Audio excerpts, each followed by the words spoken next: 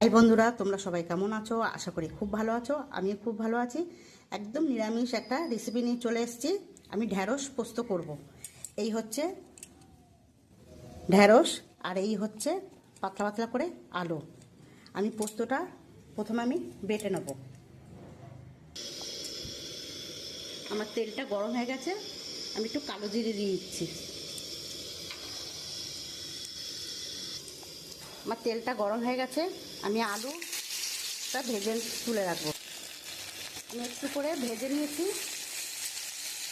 লাল লাল করে একটু ভাজা হয়ে গেছে। একটু হলুদের গুঁড়ো দিয়ে দিচ্ছি,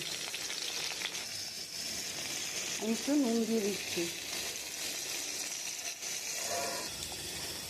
আমি যে পোস্তটা বেটে রেখেছি সেটা আমি দিয়ে দিচ্ছি।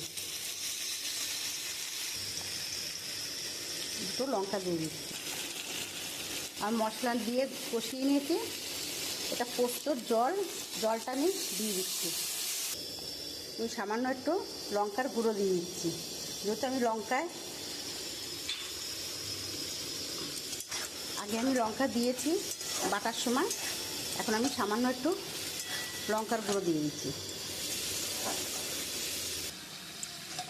আমার হয়ে গেছে, এবার আমি নামিয়ে দেবো। আমার হয়ে গেছে, আমি নামিয়ে দিয়েছি। একদম নিরামিষ ঢ্যাঁড়স পোস্ত।